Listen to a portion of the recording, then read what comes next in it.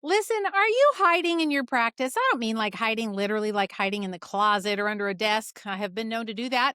But are you hiding like not playing full out? In this episode, we're going to talk about what it means and what you might be doing that you don't realize where you're actually hiding. You're not being your authentic self, and how we're going to get you out there exposed and really rocking in your practice. Let's go.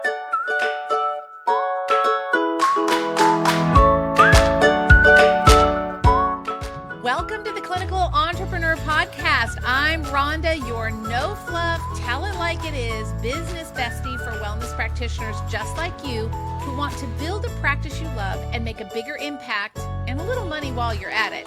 So if you're ready to ditch the overwhelm, attract your dream ideal patients, and finally run your practice with complete confidence, you're in the right place.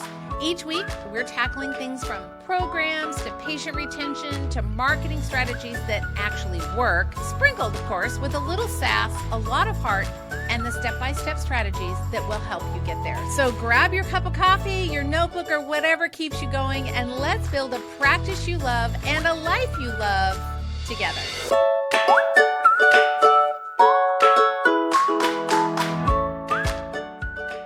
Well, hey friends, welcome back. It's Rhonda, your host on the Clinical Entrepreneur Podcast. I'm just so excited to be here with you today. I love this topic because we often hide out in our practices. So I have a question. Are you really showing up and being that CEO that you can really truly be in your practice? Or are you just kind of like taking the easy road, showing up, doing the thing, taking care of your people, and then going home at the end of the day? Or are you really showing up being a leader? Are you staying in your comfort zone, or are you getting a little uncomfortable in order to grow? We all know that that's what happens. Think about a seed in the ground. It's not real easy to push up through all that dirt and then to have to, all the things that are happening inside that seed. It has to push up, get out of the dirt, and then get up and get exposed to the elements where there's wind and there's rain and there's all the things. We're kind of like that too. We like to stay cozy down underneath the soil. We never really bloom. We never really grow.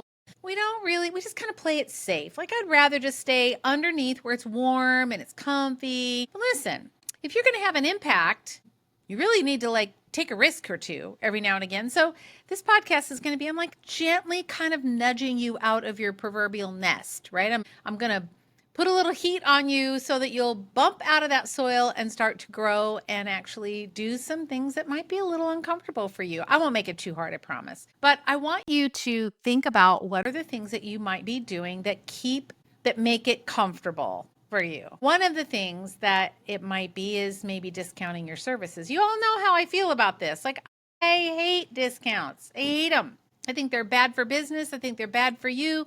I think they're bad for your brand, and they're especially bad for the patient. So is that a comfortable way that you may be taking the easy road? Like, oh, well, I'll just give you 10, 20% off your supplements.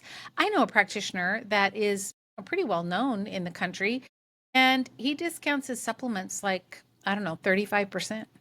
So he makes like a 15% profit. Well, then the problem is it's not fair to the patient, because then what happens when that guy doesn't see people anymore? Those patients have to go somewhere else, and all of a sudden they're getting charged full price somewhere else. They're like, well, I'm not paying that. And then what are they going to do? They're going to go to the bargain basement clearance aisle on Amazon and buy all the crappy stuff, or go to Costco, which is even worse. That practitioner is not doing any favor for the patient, because it's cheapening what he's offering. And it's not setting the patient up with a reasonable expectation for what it's like out in the real world. So, sorry, little side vent there. How are you, if you're discounting, or you're offering your services, or you're not charging enough? Those are some of the ways that you can maybe play small. Another way is that sometimes it means that maybe you have somebody on your team that's not doing a good job. Maybe your front desk person is just showing up and doing a mediocre job, and you really know you need to fire the person. You're not doing that individual any favors by keeping him or her. You're not. When we are confident as business owners and we make the decision as a business decision, then it's a lot easier to make, because it takes the emotional charge out of it. But we hide, and they're a single mom, or, she's really nice, or she's the daughter of one of my patients and I just don't want to fire her. We get all hidey. We get all soft and mushy. And I'm not saying I don't love that part about you, because I do. But I think we sometimes just hide. We just hide. We don't want to do the hard things. What about like, I think we all do this, agreeing with someone when you know you don't agree with them. I kind of do that too. I'll say, well, wow, okay, yeah, maybe I'll try and show up. When I really, what does that mean? It means, no, thank you, I am not going to be showing up. A kinder thing to say is, well, let me think about that. I'll consider that. Or thank you for your opinion. I definitely will consider that.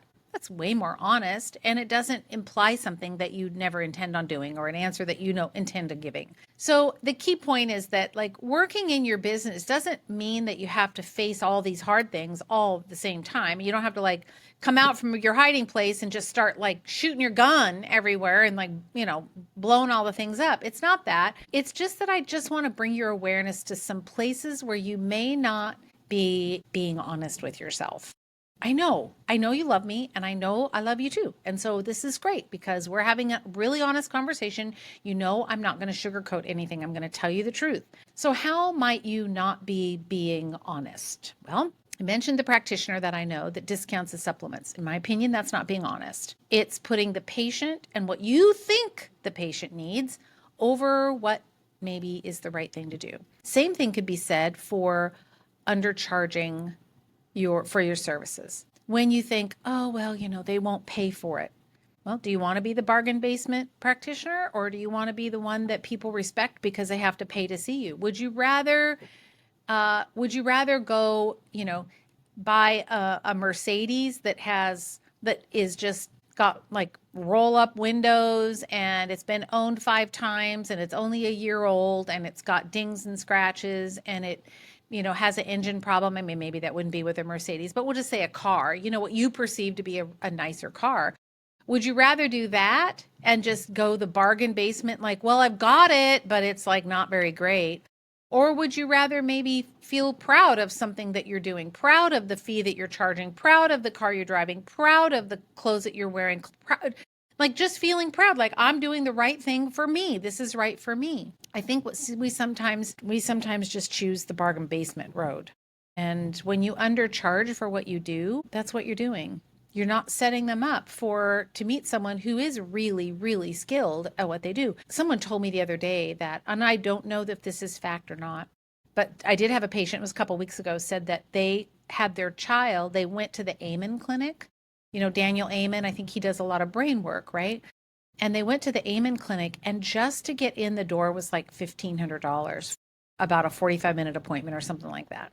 And then there were a whole bunch of tests on top of that. And then there were expensive follow-ups, and it was going to be very, very financially expensive, and the family just couldn't afford it. So they had to bow out. But when someone's charging that much money, you're going to get a good outcome. That they know their stuff.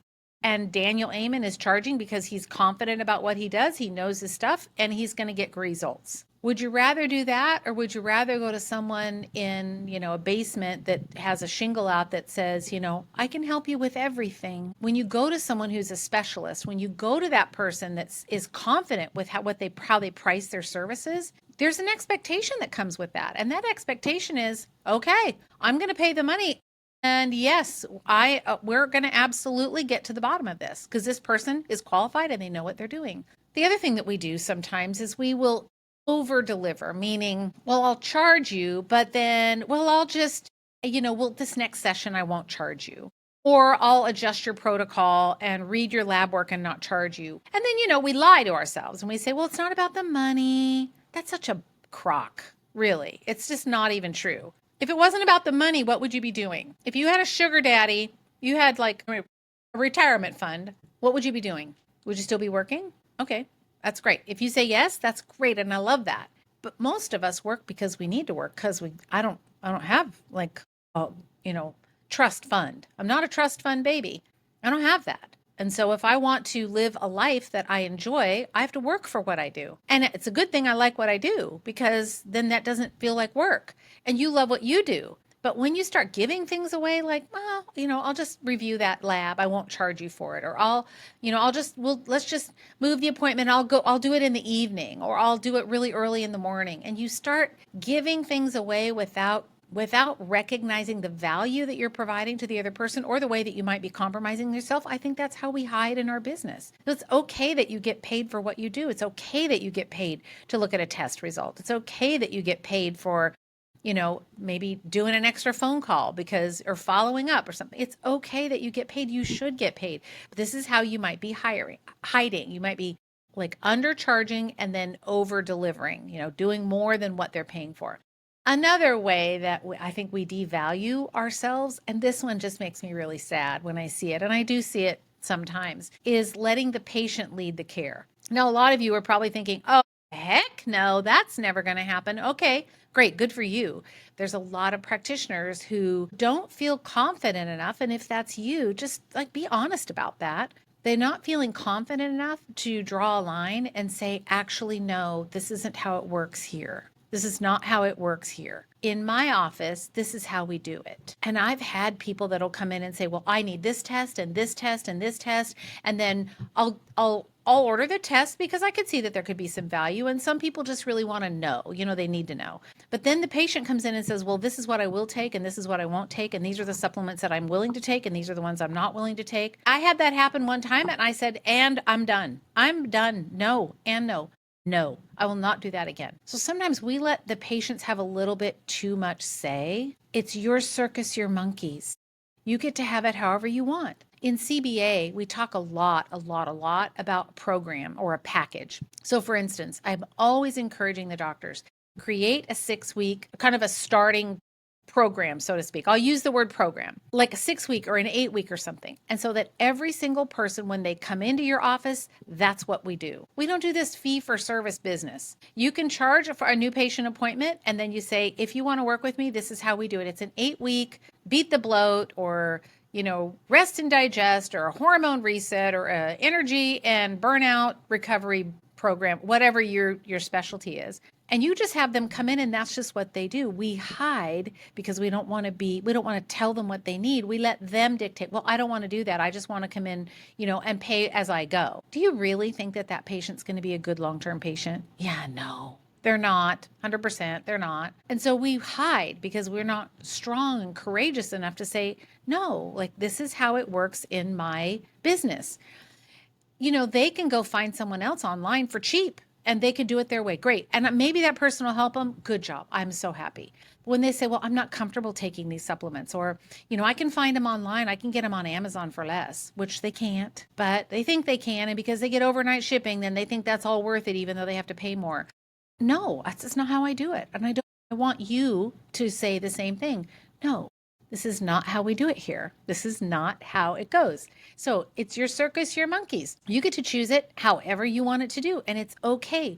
Your patients are looking for a leader. They're looking for someone that has the confidence to lead them out of Egypt.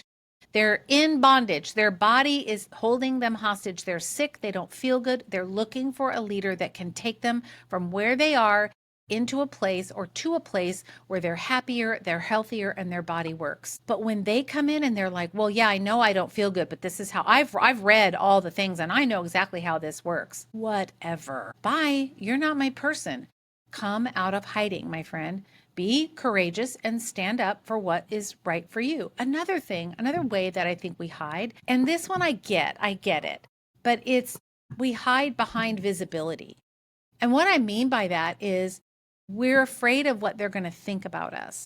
We're afraid of, I don't want to have a workshop, or I don't want to do any kind of a health talk, or I don't want to go promote, because what if I don't feel expert enough? It's this imposter syndrome that shows up, right? I don't feel like I know enough. I don't feel like I'm confident enough. I just need to know more clinically. If I just take a few more classes, if I just go get another certification, if I just go through FMU, I'm not dogging FMU. I think it's a great program. If I just go to FMU, then I'll have the letters and then I'll be confident. But here's the truth. You can be obese clinically and you can't do anything because you're too fat. You have too much knowledge. You're hiding behind the knowledge. You don't want to share. You don't want to share your patient wins because you're worried about what if someone thinks I'm arrogant.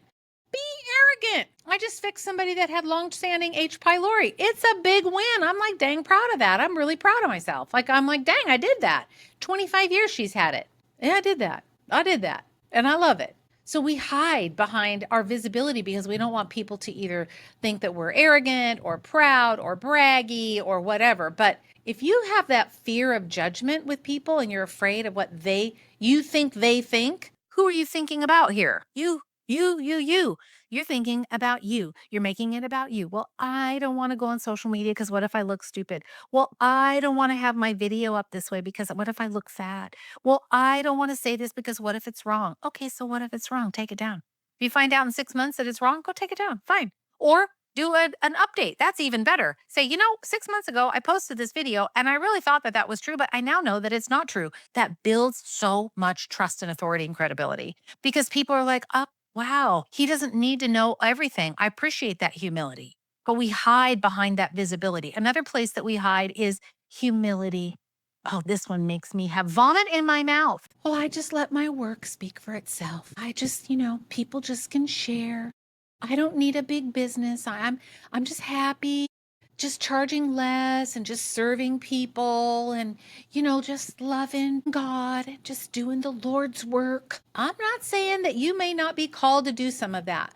But I have always said, if you are serving an audience that is, let's say they're less financially able to pay for, maybe you live in a more of an impoverished area or a lower income area or something. That's fine. I can appreciate that, but I never, ever, ever, ever, ever discount or give away your services out of false humility. Instead, if you really have a heart to be able to give to people and you want to give back, then allocate maybe 10 to 20% of your appointments and do them at a discounted rate and make people apply for it. Don't just give it away to everyone because you don't know. No one gave you permission to get into somebody's wallet. My dad used to say you can't get in their pocketbook. It's not your business. You just say what you need. Don't hide behind false humility. Like, oh, well, I don't want anyone to, I don't want to be seen. I'm just gonna do my thing. And then, my work speak for itself and people can talk about me and I don't need to market. That's crazy. I don't think that, I just don't think it. What if we flipped it? What if we said humility is being willing to be seen for the value that you actually do provide? What if that is the way that you actually show a powerful version of humility, or you're willing, oops, to be, I'll say exposed, but you're willing to get out there and letting humility lead to show that you really are doing the work. Another way that we hide is we get our heads so far down the clinical zone that we can't come up. You invest in more training. I mentioned this a minute ago. You invest in more protocols, more training. I'm going to go to FMU. I'm going to complete it twice. And I'm going to go to this program. And then I'm going to go to A4M. And then I'm going to go to IFM. And then and you get clinically obese. But here's what I see. I see this all the time. This is why I created Clinical Academy. And this is the exact reason why. Because what happens is you go and get in these programs and they're all great. I have nothing bad to say about any of them. Some are more favorites than others. But at the end of the day, they're helping you get clinical knowledge. They're helping you with the knowledge piece. What they don't do is they don't give you the street cred or the street smarts to take what you've learned and now put it into practical application on the ground in your office, face to face with a patient. So I hear practitioners say this all the time. If I just need to know more. I just need to know more. I don't need to market my business. I just need to know more. And then they go get all head smart and learn all the things about stool testing and all the things about oat testing and all the things about hormone testing. You learn all the things and you're so smart, but then you don't have a clue how to put a protocol together, how to follow up, how to get with the patient, how to create a good experience, how to make sure that you know what protocol, what supplements you need to use. Well, so you know how to read a test, but you may not be able to translate that in your mind to say, okay, well, now I have the results of this test. What does that actually look like when it comes down to choosing the right supplement protocol or herbal protocol or lifestyle adjustments that's going to make that difference? That's the thing. That's what we miss. We get so stuck in the clinical knowledge piece that we don't know how to practically apply it. And that's what Clinical Academy is. I mean, I talk about this every time I do the podcast, friend, because I think every one of you that's listening, you absolutely should be in Clinical Academy, period. It's $99 a month, big rippy do. If you can't afford $99 a month, then you got more problems. Like we got a business problem, we got a marketing problem, we've got other big problems. That $99 a month is where you're going to go and you're going to find the protocols, the directions, the instructions to take the head knowledge and make it practical and able to implement with every single patient. That's what it does. There is no other training program out there like it. For practitioners who get stuck in this, well, I just need to know more clinically. I just need to know more, more, more. No, you don't. Fine, go get yourself a certification if that makes you feel better, and that's great. But once you have that, it's time to let the rubber meet the road and put your money where your mouth is. And let's figure out how do we actually take the knowledge that we have about physiology and then put it to the test and put protocol behind it that's actually going to help the patient get better. So I know I'm kind of ranty today. I told you I was going to kind of give you a little nudging and so much love, so much love. But did any of those hit a nerve for you? I would bet that there's, as you're listening, you're probably like, yeah, I kind of do that sometimes. I do too. I tend to give my time away. That's where I don't know that I hide. I think well, maybe I do actually. I probably do hide a little bit because I probably don't want to charge them. If I was being really honest, I just feel bad. And I don't want to charge them again and say, well, I looked at your tests and so it's this much because I didn't build enough into the price or the markup or it was a friend. How many times are we guilty of that? So we all don't look at me and go, well, Rhonda never does that. No, yeah, I do. I'm probably better at it now because I've been aware of it for so long, but it still trips me up. But I hide because I don't want to charge or I don't want to be honest or because I want them to like me. And look, we're all cut from the same cloth. We all struggle with the same things. So think about where you're hiding. Where are you hiding? Where are you hiding in your practice? How can you push through that soil? How can you say, I'm not going to do that anymore? Just pick the one thing. I'm not going to do that anymore. When we get to that place, then we have to think, okay, what does it look like for me to go all in? Well, all in means I'm going to bump up out of the soil. I'm going to get out of my nice, warm, cozy underneath the soil where it's dark and cozy and no one knows. And I can just keep my head in a clinical book, or I can, not just give my fees away and not charge what I'm worth and never put myself out there on social media. So if you're going to go all in, it means you have to stick your head up out of the soil. You got to let yourself bloom a little bit. And what that means, that can feel a little bit scary. But really what that means is that you own your value and you have no apology. You have no apology. Look, I don't apologize for charging $99 a month for Clinical Academy. In fact, if you're listening later on, the price is going to go up here real soon, probably in early 2026. So if you want in, you better do it now because it is going to go up. It's worth so much more than it's probably worth $200, $300, $400 a month. And it's $99.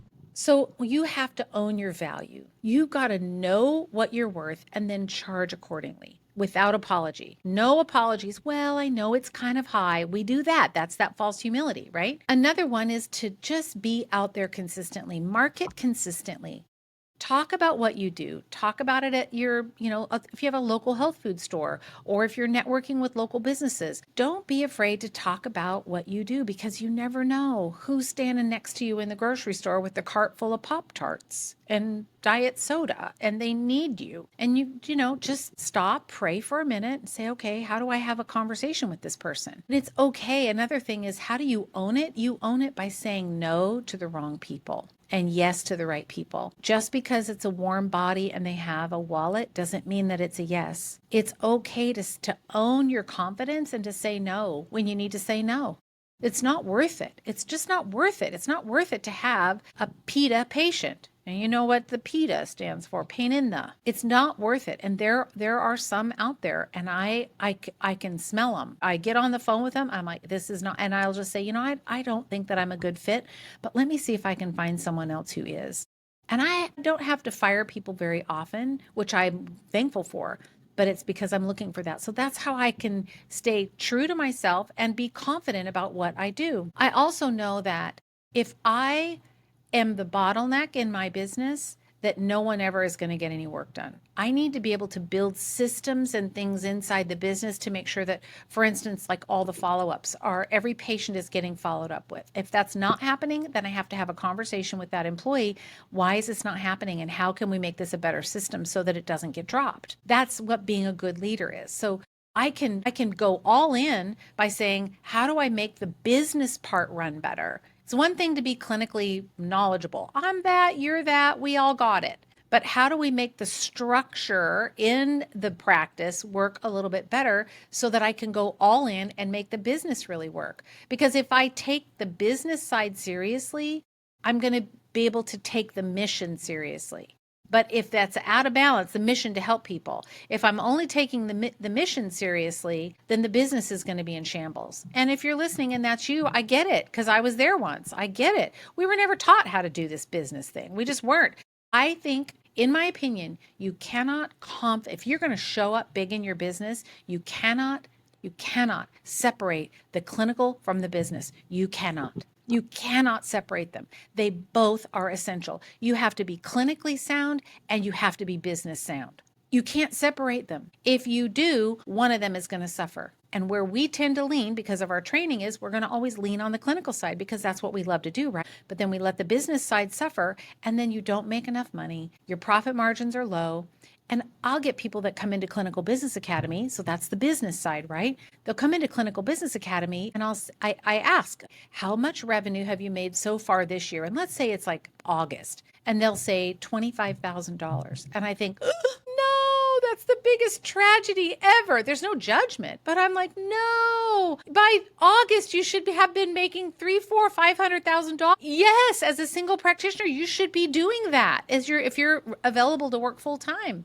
And it just makes me so sad because we neglect, we hide behind the clinical, and then we don't let the business side speak for itself. We don't tend to it. It's like a baby that's got failure to thrive. Your business baby is like starving over here. And then you're out here trying to learn all the clinical things and take care of people, but the business baby is not thriving. So that I want you to like be full in, play full in, jump in and say, I am a clinician and I am a business owner. You cannot separate the two. You just cannot separate them. So, I mean, I could tell you so many stories. There's one of the doctors in Clinical Business Academy. Since he's been in CBA, he's raised his prices 3 times. 3 times. The last time, he just doubled them. He just doubled them. And he's getting it. And nobody's balking because he's a really good clinician. Do you see the correlation? When you are good clinically and you know those protocols and you know how to execute them and you've got the right supplements that are going to give that good outcome, then when you start to secure the business side, you can charge more. You can say, in my business, this is how it works because I'm really good clinically. And so that means that there's a financial relationship with it. It's just exchange of money. It's just you give your energy and they give you money back. That's all. Money back to you is commensurate with the amount of education or information that you give to them, the transformation that you're giving to them. So 3 times. And now I would say his net is probably $40,000 or $50,000 a month. Net profit, net money, full time. Seeing just people, because he got the business piece squared away. He's really good clinically, but he finally got the business piece. And then, you let go of that patient that's like draining you and sucking up all your time and sucking up your staff time. Now you get that energy out of your practice because you were courageous enough to say, no, I'm playing small. I'm not going to have these people in my world. You let them go, and all of a sudden you got 3, 4, 5 new patients. That energy, I'm telling you, you bring it in. You let those bad ones go, and it's room for the good ones to come in. That's it. So I could go on and on about those, about examples and whatnot in Clinical Academy and Clinical Business Academy. I think you cannot separate the two. You need to be in Clinical Academy. And I don't talk about it like this very often, so give me the space to be able to do it. I am so passionate about it. And it is such a remarkable program that it's like Netflix for your business. You're going to go in, you don't have to watch it all. You don't ever have to be caught up. You don't even have to watch all of them. If you have a Netflix subscription, do you watch every single movie on there? No. You only watch the ones that you're interested in. You only watch the ones that are going to add value to you. Same thing in Clinical Academy. It's a whole bunch of different TV shows, so to speak. And you just go in and watch the ones that are most important to you. And then you have it available. And then you can go continue to learn. So it's just so important. If you're going to come and play full out, you have to be strong clinically, but you also have to be strong in business. You cannot separate the two. So as we wrap, my question to you is, think really honestly, like, where are you hiding in your practice? Are you hiding behind money? Are you hiding behind false humility? Are you hiding behind that you don't want to be seen? Is it imposter syndrome? Like, what is it? Where are you hiding? And then the next question is, what would it look like if you took up more space? Shoulders back, chest out. I'm here. I'm here because I'm really good at what I do and I know I can help. What would that look like if you burst out of that soil and your little sprout starts to come up out of that soil and all of a sudden it's green and it's beautiful and you're thriving and you're getting the sun on you and you all of a sudden you're not playing small. You're not hiding down in the dirt where it's safe and warm and cozy. You're like, that's it. I'm done. I'm not playing this way anymore. And you just stick your head up, grow. You get up out of that soil and you pop out of that soil where people can see you. They can see you. Don't be ashamed of that. You bring something so valuable to the world, and I don't want you to hide it. I just don't want you to hide it. So I know your heart. You would not be hanging with me if you did not have an amazing heart, because I just don't have people like that in my life. I don't like it. If you are a toxic person, I'm probably not going to be your flavor of popsicle. But if your heart is big and you want to help, but your impact is limited because nobody knows you exist, or they don't have any regard for you because you're not charging what you're worth, or you're, not coming through to your full potential, you're going to have a moderate impact. And I don't think that's what you want. And even seasoned practitioners sometimes take the easy way. I do. I admit it. I admit it. Sometimes we do take the easy way. But if I don't risk something, I'm never going to gain anything either, right? What do they say? Nothing, what is that? Nothing risk, nothing gained, something like that. I have to be willing to take that risk. I just have to.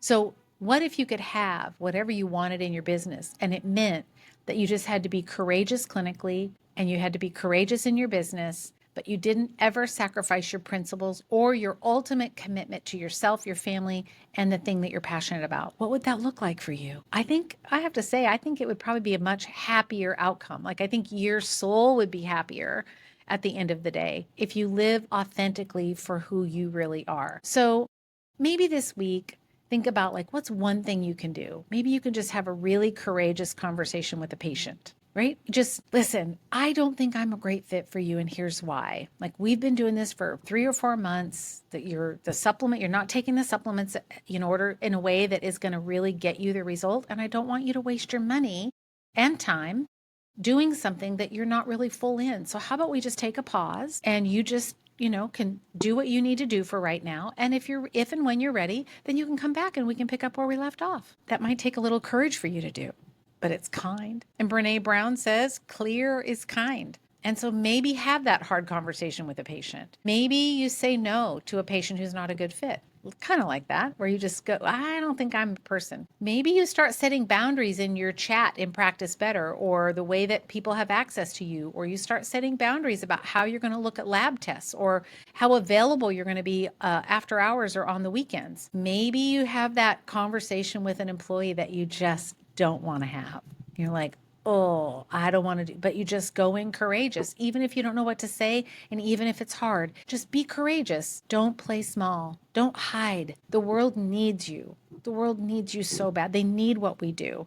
And if we shirk down and we hide and we don't play full out, we don't come out and sprout out of the ground, we're not going to be able to have the impact. And even for practitioners who are successful, I can guarantee you're still hiding. You're still hiding. We all do. We all do. Just, bigger level, bigger devil, right? So that means there's always going to be something. So don't compare yourself to somebody else who's super successful and say, well, they seem to have it all together and I don't. What's wrong with me? No, no, no, no. We're not having that kind of talk around here. No, no. You remember that your mindset, the way that you think, the way that you talk about yourself, the way that you believe, what you believe is true about you, that's what's going to come out.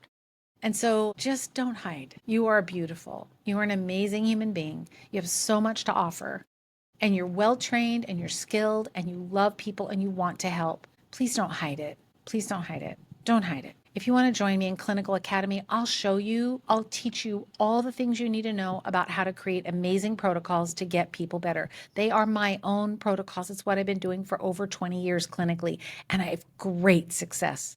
And I don't know, it's just my superpower. I don't know how to explain to you.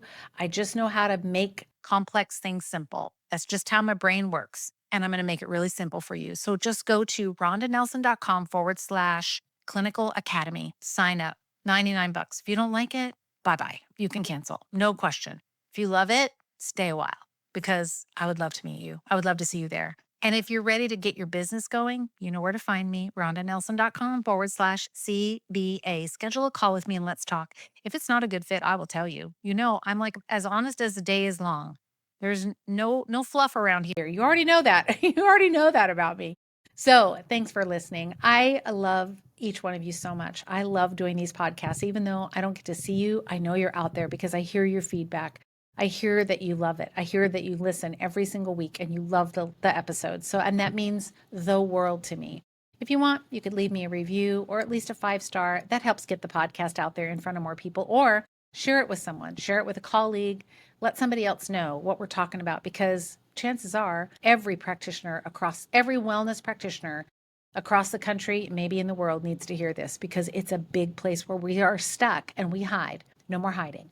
The world needs you, and I need you to go help those people because I can't help them. And so we got to do this together. Thanks for joining me. I'll see you next week.